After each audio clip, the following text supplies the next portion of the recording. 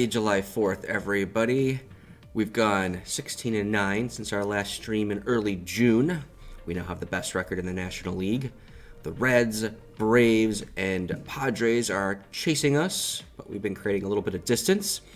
Before we dive in further, please give the video a thumbs up and help others find it if you like what you've been watching. You can also subscribe to be notified of more videos, and I'm actually creating some tutorials now as well. Keep an eye out for those. So, I'm looking good, but not waiting around. We've actually made 2 trades with more on the table. Trade number 1. We've acquired Brian Harvey, giving ourselves a second dominant reliever for a handful of young players. We got Harvey because he's actually upset being the setup man in Baltimore. His contract promises him a closer role. And that had him demanding a trade, and it seemed like they were willing to trade him for a fairly cheap price. Harvey's got 143 career saves across 4 stops. He's been with the Mets, the Yankees, the Orioles, and now us. And I am very pleased that John Wetland has graciously accepted, so far, his 8th inning role with the team. And Harvey's been good for us, 7 2/3, 6 strikeouts, hasn't given up an earned run yet. Looking great. So huge improvement to our bullpen. Biggest name we had to give up was Solomon Torres. He had a big year for the Astros in '93 before I took over, but really rough sledding since I've taken over. So not a huge loss, to be honest. And then we made a second trade. Gabby Rodriguez has made his way onto the trade block as the Red Sox season kind of crumbles with their injured pitching. He's a lefty, and Arthur Roach just hasn't been cutting it. He's got a selfish personality to boot, so looking for a lefty reliever was something I mentioned last time. Rodriguez isn't spectacular, but we were able to land him for a prospect that's already been on our 40-man, Jim McCready. So we made that deal. I said Rodriguez isn't overly special. He never cracked the big leagues in real life, but there are really, across baseball in this save, there's not very many good lefty relievers. He's probably one of the top 10 lefties out of the bullpen in baseball, believe it or not. He's got 14 career saves. He's got a bunch of holds, 52. He's been with the Pirates, the Red Sox, and again, now the Astros. Just made 1 appearance for us so far, but it was pretty good. Struck out 2 in 1 inning of work. Here's McCready. Again, he's going to be a good, I shouldn't say good, he's going to be a guy in the bullpen, a steady middle reliever.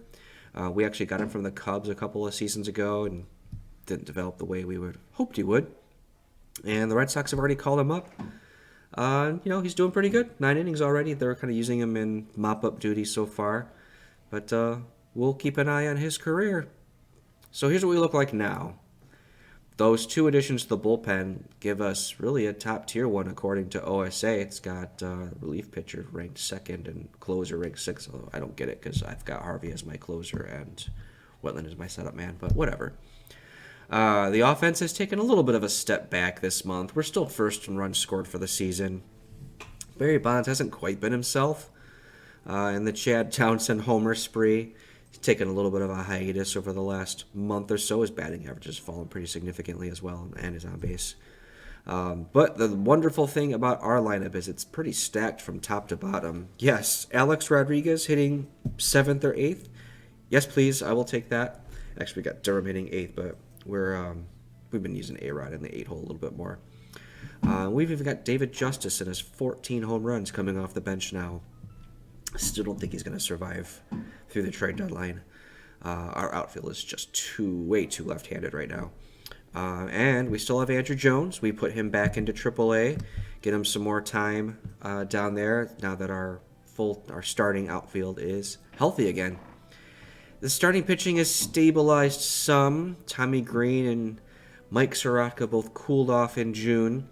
But Pete Harnish is showing some signs of recovery. He threw 7 innings of shutout ball just yesterday. And more importantly, equally of importance, Edgardo Vasquez, who's been our ace in recent seasons, makes his season debut today, which pushes Mike Soroka back to AAA. The latest injury kind of hit Vasquez's ratings a little bit. My scout just downgraded him some. So I'm going to kind of use him behind Reynolds. But still a good arm to add to our rotation. So things are good. Things are very good. There's one thing that's definitely not good, but it's more humorous than serious at this point. Tim Bogart's still our least valuable player. He's now 1 for 61 on the season for a nice 0.19 batting average, and he's 0 for his last 55. So he got his hit like the first week of the season and has failed to achieve a hit since then. So he's got a fairly sizable contract. I think I have to pay him for 2 or 3 more seasons after this one. So just releasing him is not trivial. But, at this point, it's just kind of fun to see. Like, how long is he going to go without getting another hit? Minor league rankings are out. We've reached the halfway point of the season. So the OSA updates their rankings. And our Astros are number 1. We've got Beltran upgraded to 5th. Andrew Jones was upgraded to 10th. We got a newbie that I'll show you. Ramiro Mendoza, Malicki is up there, and Ted Lilly's up there. The Angels have catapulted to 2nd.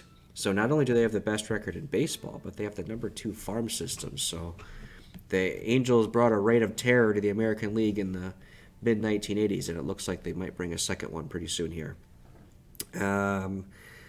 Miguel Tejada is the number 1 prospect in baseball for the Rockies, who have the 12th best system. So it's really been hard for these expansion teams just to get going.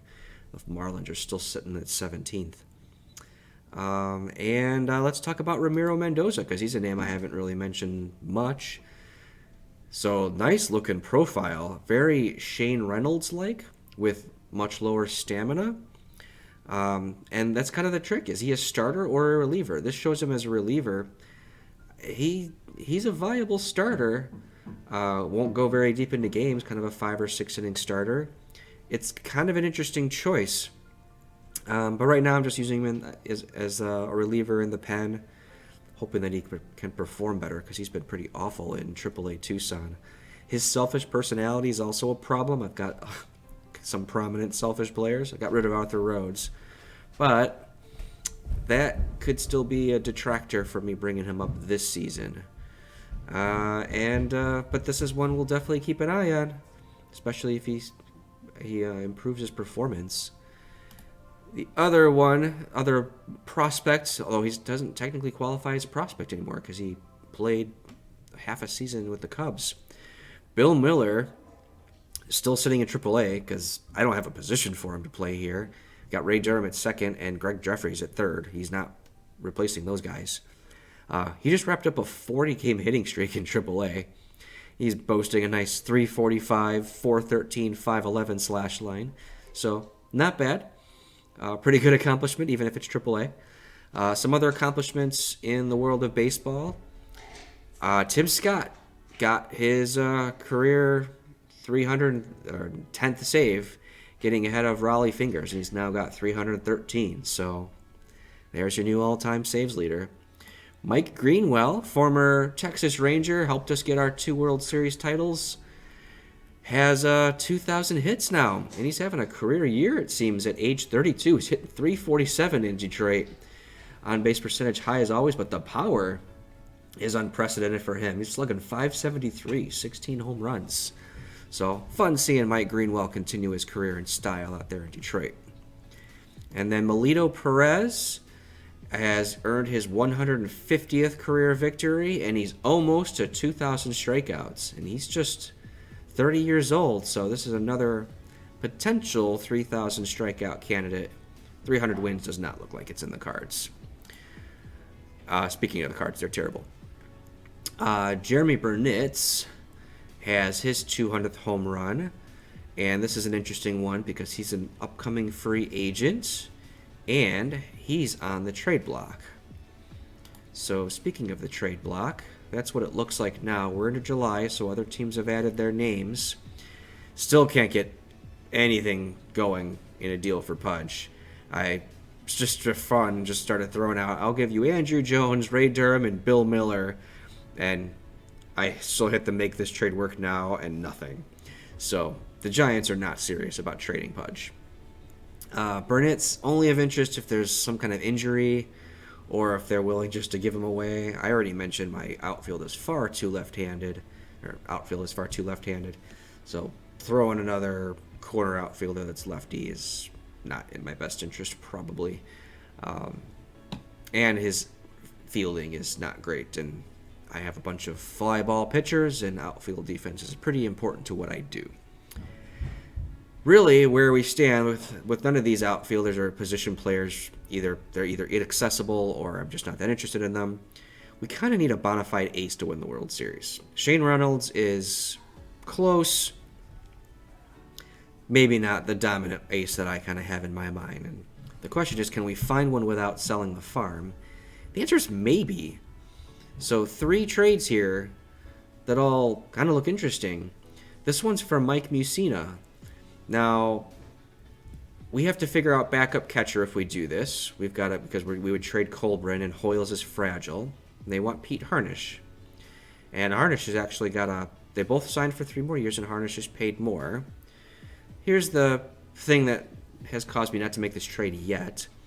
Mussina's fragile. He already missed most of the 94 season with a serious arm injury. Then was great in 95.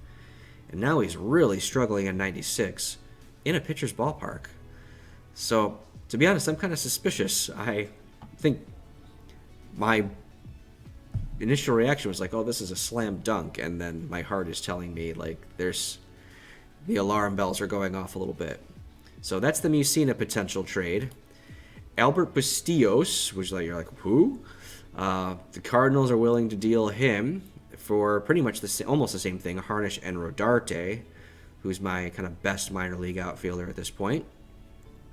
This one's got a number of boundaries. One, my assistant GM is not going for it, so house rules. And the other aspect, actually, here's a little bit about Bustillos. He actually threw a no-hitter in 3 starts ago. It was the June 23rd against the Expos, which is that's even harder of a team to throw a no-hitter against, as if it's not hard enough by itself. But struck out 6, so that's a pretty cool accomplishment. He's had a nice career for the Cardinals, although this is his worst year, and his Cardinals are in the cellar, so maybe they're trying to unwind.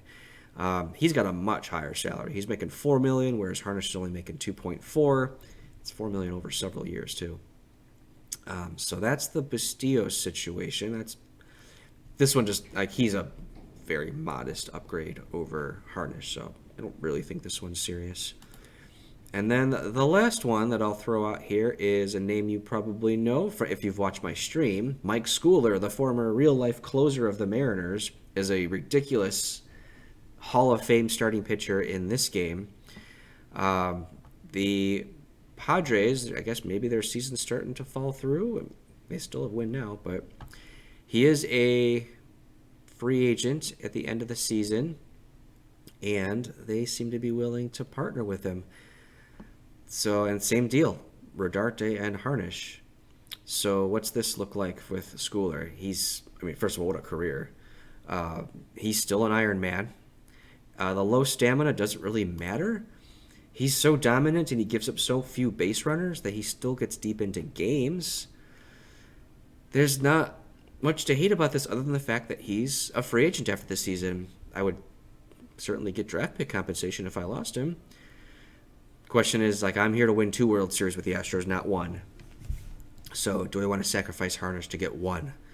Then, I'd have Harnisch's money that I could potentially re-spend to take a look at. I know Pedro Martinez is a free agent after the season, although he's fragile too. I hate fragile pitchers.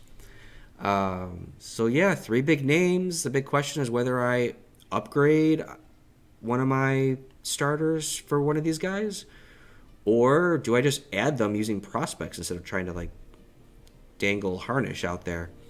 Kind of depends on the injury situation. If I stay healthy, maybe I swap prospects and go for it.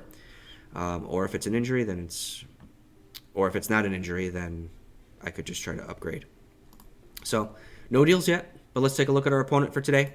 The Braves. They are 7 games out in the NL East. They're 3.5 out of the wild card, and they're 8.5 behind us. Pretty nice lineup. We looked at Jeremy Burnitz earlier. He's the rock in it, along with Mike Piazza, who's a 3-time All-Star at age 27. Tony Mitchell's a guy that didn't play in real life, but a pretty sweet all-around center fielder. Barely made it to AAA in real life, so it's another all-star caliber player that came out of nowhere. They got Scott Brocious playing third that's having a career season, hitting 335 with 16 homers. They got Manny Ramirez on the bench. He was the first overall pick and just hasn't developed. He's a major leaguer, but not much of one. And he can't, it's just like in real life, he can't field, so they just use him as a pinch hitter. The starting pitching's just kind of getting by. They don't really have any great ones. None of them are bad, though. So they're just kind of steady Eddie. You can see they're the third overall in runs against. Probably a better stat for the starting pitching is their eighth in starters ERA. The bullpen arms don't look very good at all, except for Billy Wagner. But they're number one in the National League in bullpen ERA. It does look like their defense is helping out quite a bit with that. They've got very strong defense. I mentioned Mitchell earlier. But they are second in defensive efficiency and fifth in zone rating. Last in errors, but we don't really care about errors. So this is who we'll face off. We're in Atlanta. The schedule for today, like I said, we got the game against the Braves. The Reds are in Chicago, and the Padres are at home against the Giants. The only other game that's not shown in here that's of interest in Major League Baseball is the Mariners are playing the Rangers, which is a big AL wild card type matchup. So let's see if we can get ourselves a win. We got Clay Daniel going for the Braves. Another pitcher who is not in the big leagues in real life. But in this sim, he's pretty good. He's got 123 career wins. Greg Jeffries smacks it over the center fielder's head. It gives Jeff Manto a chance to drive in a run, and he strikes out. And then our pitcher also did not pitch in real life. Uh-oh. Okay. Well, that's not a very good start for Vasquez. First batter of the season. Home run to Cliff Floyd. Pretty homer-friendly park in Atlanta. This is still Fulton County Stadium. Oh, gosh. There's another one. All right. I hope I gave Vasquez enough rehab starts. I gave him 3. So we have some changes to the lineup, by the way. Manto, that's not a home run, is it? Manto's in for Townsend, typical against the lefties. Same thing, Colbrun in for Hoyles. And then Barry Bonds needs a day off. So he's just going to get it today.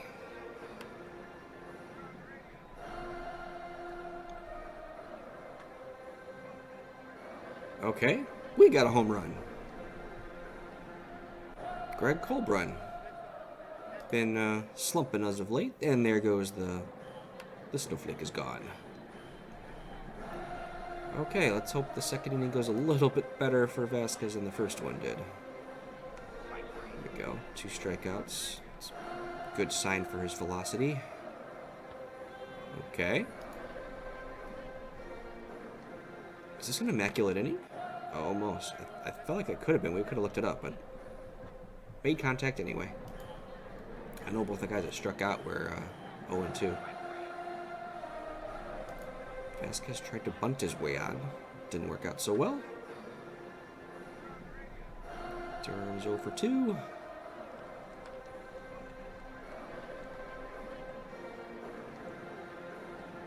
That's it for us in the third. Oop, lost a picture. Don't like it that happens. Clay Daniel just got a single off of us. The pitcher's on. Oh, jeez. Cliff Floyd again. It's 21 on the season for him. Playing first base. I believe he'll be an all-star. But Vasquez has given up 3 homers. Make it 4. Burnitz has 2 homers. This seems like a problem. Oh my god, is that another one? Oh, no. Caught on the track by Sherman. He's got 4 strikeouts and 4 home runs allowed. Maybe Mike Messina is looking pretty good right now.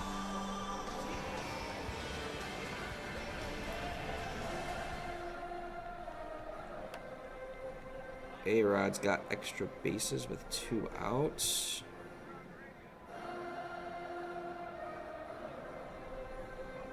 One more wild pitch. Nope. So no dice. See what kind of adventures we can get ourselves into this inning.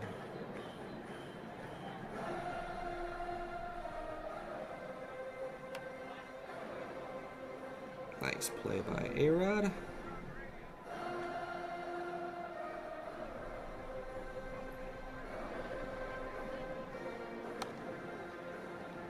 Not this time for Clay Daniel.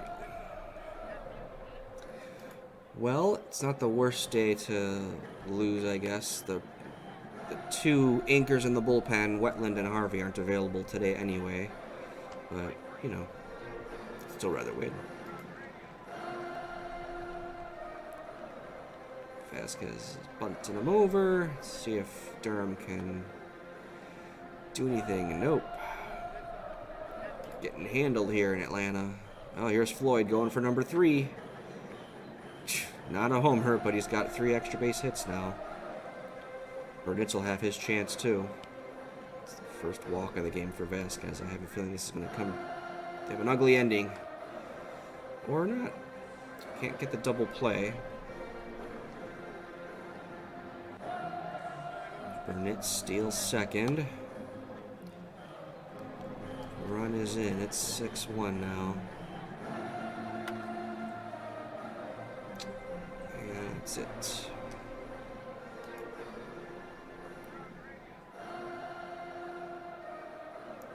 Walton's hit. Here comes the big rally.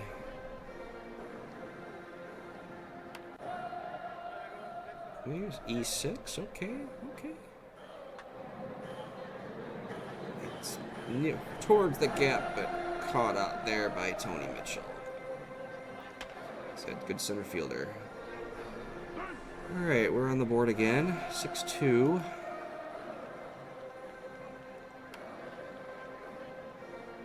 No go there. So it may have been his last inning. We'll see. Stan Belinda's in the game for us. Been good. Striking out batter per inning.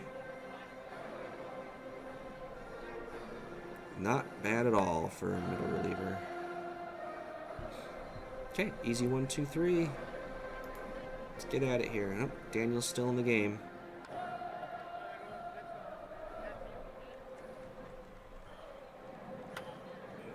Justice goes deep. Alright, we're creeping up on him here. It's 15 for David Justice. Chad Townsend in the game. I hate them using him as a pinch hitter against a left-handed hitter. His splits are enormous. Save him. Durham's got a walk. 119 pitches now for Clay Daniel. Can't take advantage, though. Let's see if Belinda... Oh, that's right. Belinda came out. So David Grimes pitches to Manny Ramirez. Grimes has also been very good. He's a control artist. He's only walked 4 or 5 batters in 44 innings now. He also has a 1-2-3 inning. See if we can keep chipping away. We got Bonds sitting in the dugout, ready to pinch hit. If the right situation can come up for him. Oh, there he is. He pitches it for Manto. And he flies out. There you go. You got Strawberry Bonds. You got your treat. 1, 2, 3. That was the middle of the order, so not looking good. Burnett's looking for his 3rd homer. Oop. Piazza looking for his first hit of the game, and he's got it.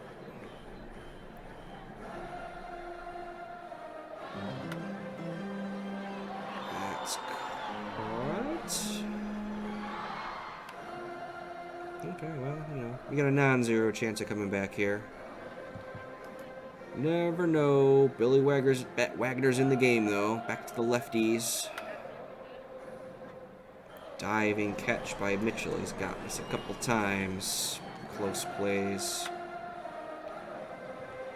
No, last out. It's up to Chris Hoyles into the game to pinch hit. And he'll ground out to first. We take the loss in this one. Cliff Floyd and Jeremy Burnitz are the headliners today, each hitting 2 out of the park in their first 2 at bats. Burnitz's trade value probably just went up too. Not much happening for us. Greg Colbrin, David Justice hit solo shots, but just 6 base runners today. And this was not the return I was hoping for from Edgardo Vasquez. 4 homers allowed in 5 innings. Belinda and Grimes did a nice job out of the pen to keep us in things. But on the other side, Clay Daniel held us down over 7 good innings, 2 earned, 3 runs allowed total. And their bullpen, number 1 ranked ERA, took care of business again. So what else happened? Ken Griffey Jr. hit 2 homers for the Phillies, but they still lose, and their season is sinking very, very quickly. That was Griffey's first game back after missing 2 months due to injury. The Reds did us a favor and lost to the Cubs, despite getting 2 home runs each from Dean Palmer and Rich Becker, so thank you guys.